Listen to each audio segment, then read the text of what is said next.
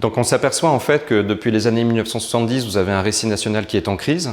On est dans des revendications de type régionaliste, on voit ça en Bretagne, au Pays Basque, en Corse, donc dans différentes régions qui considèrent qu'en fait ce grand récit national finalement a oublié et a complètement étouffé ces voix singulières régionales.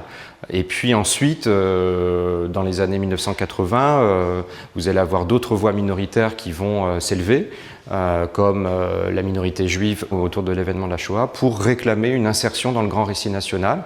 Et donc on va avoir ensuite, dans les années 1990, d'autres minorités qui vont aussi réclamer leur intégration ou l'intégration de différents faits qui les concernent dans ce récit national. Voilà, donc on est encore aujourd'hui dans cette problématique-là.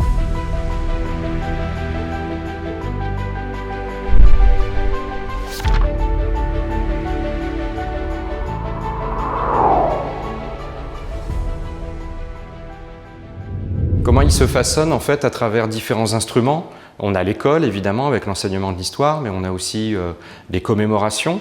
Et depuis le 19e siècle, on a aussi des fêtes civiques.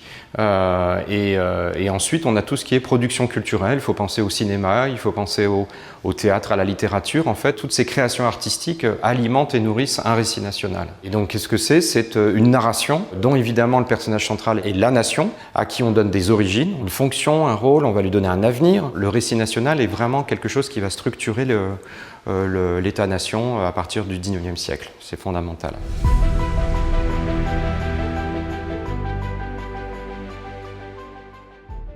En fait, on a ensuite deux récits qui vont coexister et plutôt qui vont s'opposer depuis la fin du XXe siècle, depuis en gros une quarantaine d'années. À la fois un récit national traditionnel qui va porter en fait son attention autour des événements glorieux, des héros, la figure héroïque, donc ça c'est le récit national traditionnel. Et à côté de ça, on a un récit national qui se fonde et se structure autour de la reconnaissance des victimes et de la réparation des victimes, et parfois avec une mise en cause du rôle de l'État-nation dans des crimes qui ont été commis. Donc évidemment, on pense à la rafle du Veldiv pendant la Seconde Guerre mondiale, on pense ensuite à l'esclavage et la traite qui sont reconnus comme des crimes contre l'humanité, etc., etc. Donc ce sont deux récits qui coexistent, à la fois en France, mais aussi à l'international.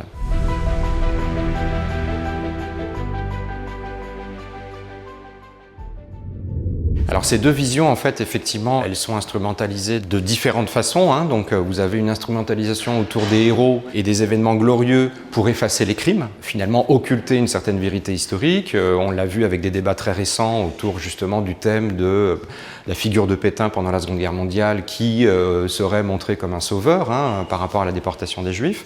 Et là, en fait, on est effectivement avec cette instrumentalisation-là du côté d'une histoire héroïque. En fait, on s'aperçoit aussi qu'il y a une instrumentalisation de l'histoire dans un regard qui serait uniquement victimaire, c'est-à-dire on voudrait nous faire croire que l'histoire est une grande série de crimes et qu'il n'y aurait que des victimes dans cette narration historique-là.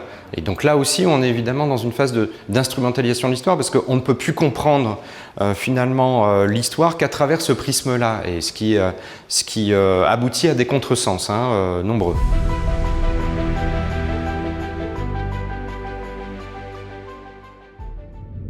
Si on considère la mémoire collective comme un ensemble de représentations partagées pour fonder et façonner une identité, alors évidemment le récit national a un rôle extrêmement important pour structurer et former cette mémoire collective.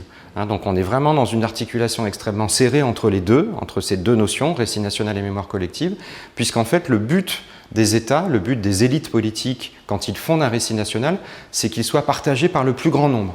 Et ça, c'est nouveau, si vous voulez. C'est vraiment la particularité de ces États-nations modernes.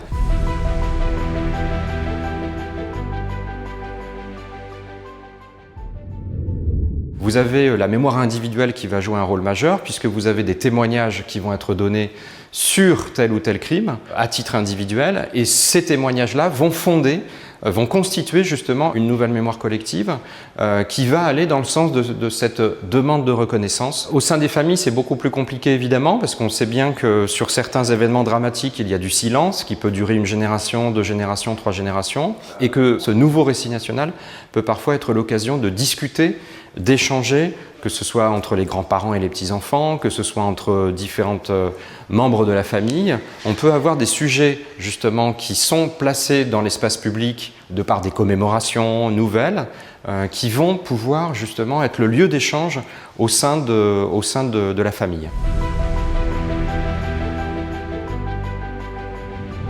On est dans des mécanismes, je dirais, d'interaction entre à la fois l'individu et le collectif, mais aussi avec des évolutions dans le temps, parce qu'en fait, on s'aperçoit que la mémoire collective va évoluer, va changer, va muter à travers des nouvelles préoccupations du présent, à travers des nouvelles conditions sociales du présent. Donc il y a toujours ce va-et-vient entre passé et présent. Et je reprends la définition de Saint-Augustin qui disait « la mémoire est un présent du passé ». Donc c'est comme ça effectivement qu'il faut comprendre la mémoire collective comme quelque chose de toujours dynamique.